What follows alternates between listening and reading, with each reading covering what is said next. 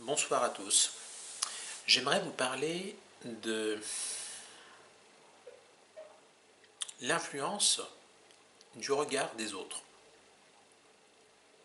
Et surtout, comment faire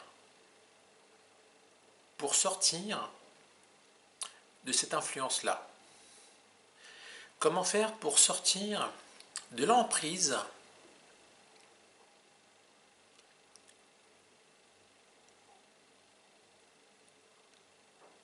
du regard des autres. Comment faire pour sortir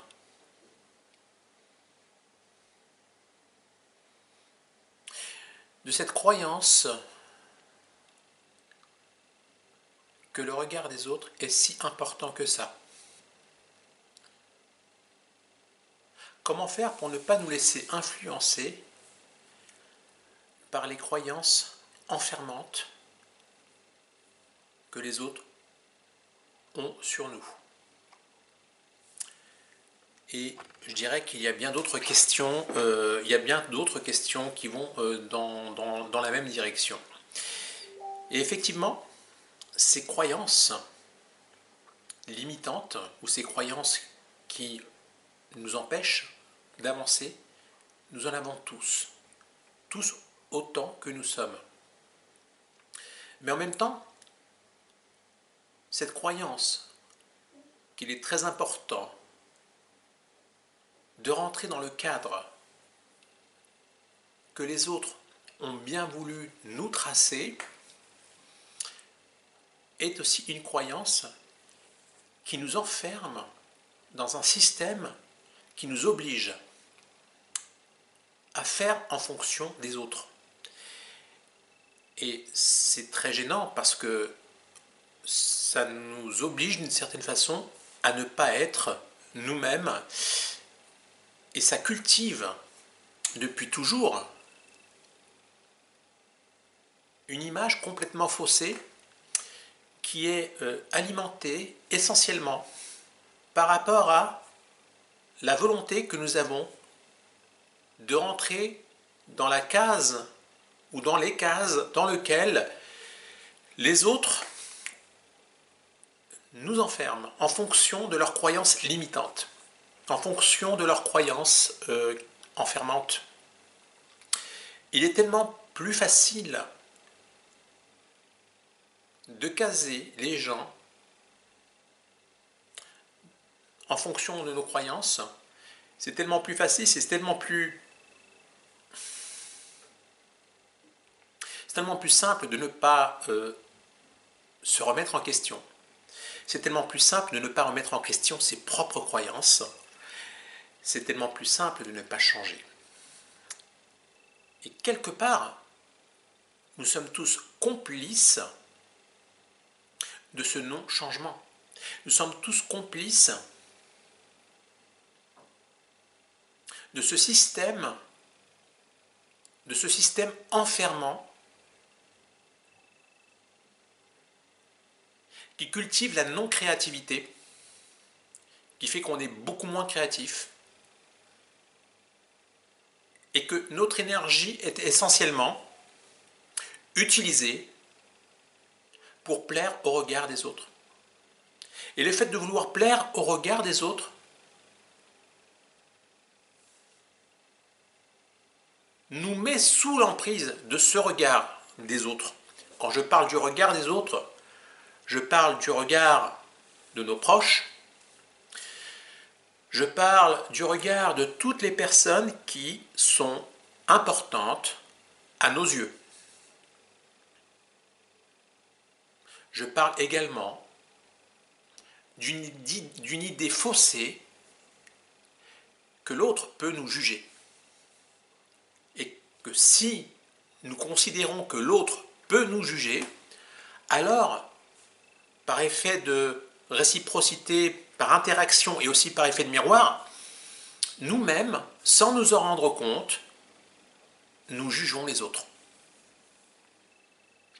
Alors comment faire pour sortir d'un système aussi pervers et aussi complexe que celui-là? Comment faire en réalité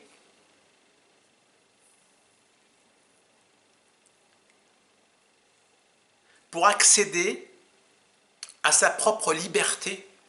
Comment faire pour se reconnecter ou se connecter avec sa réalité, avec la réalité de son essence? Je vais vous poser une question. Et si nous nous autorisions nos imperfections? Et si nous nous autorisions des erreurs qui n'en sont pas en réalité, puisque ce ne sont que des réglages? Si nous nous autorisions la possibilité de ne pas plaire aux autres parce que justement nous ne sommes pas parfaits, je peux vous garantir que nous accéderions à ce moment-là à une forme de libération par un lâcher-prise de ce besoin compulsif d'être parfait pour plaire aux autres. Mais en même temps, le fait de s'autoriser à ne pas être parfait nous permettrait, de manière assez paradoxale, de développer une certaine confiance en nous, de développer également une autre manière de nous voir, c'est-à-dire accepter de se voir avec ses imperfections, à la fois physiques et à la fois psychiques, dans tous les domaines. Et si j'accepte de me voir avec mes propres imperfections, alors qu'est-ce qui se passe? C'est que je gagne en amour de soi, je gagne en amour de moi, je gagne en amour propre. Et si je gagne en amour propre, et si je gagne en confiance en moi, alors à ce moment-là, qu'est-ce qui se passe? Je gagne en l'image que j'ai de moi-même. Et je gagne en estime de soi, en commençant par l'estime de moi-même.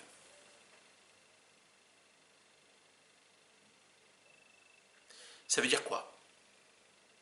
Ça veut dire que si je retrouve mon estime de soi, si on retrouve son estime de soi, alors, effectivement, on est complètement libéré de tout ça. Effectivement. Mais pour retrouver cette estime de soi, il faut un gros travail. Mais inversement, on peut arriver à faire en sorte que la conclusion ou la conséquence de ce que l'on a fait, c'est d'avoir, de construire, de retrouver une véritable estime de soi. Simplement sur une petite chose. Accepter ses imperfections. Et peut-être qu'à partir de là, ça peut déclencher comme un effet domino, en fait, une réaction positive dans tous les autres domaines qui peut amener à l'estime de soi. Simplement en acceptant de ne pas être parfait.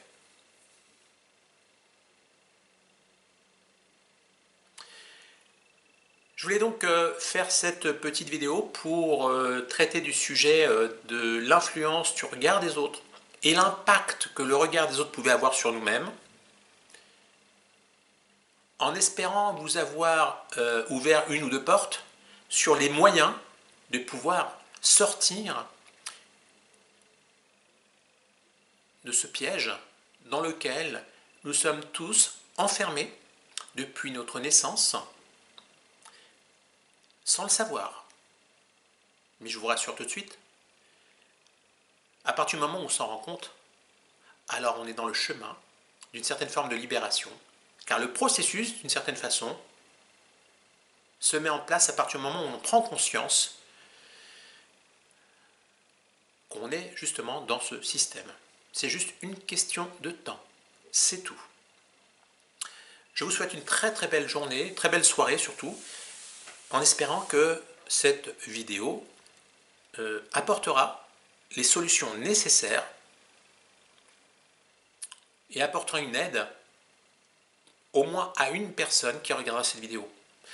Si une seule personne a les réponses par rapport à cette vidéo-là, alors ça aura valu la peine pour moi d'avoir fait cette vidéo traitant de ce sujet-là. Je vous souhaite une très belle soirée encore une fois. À bientôt.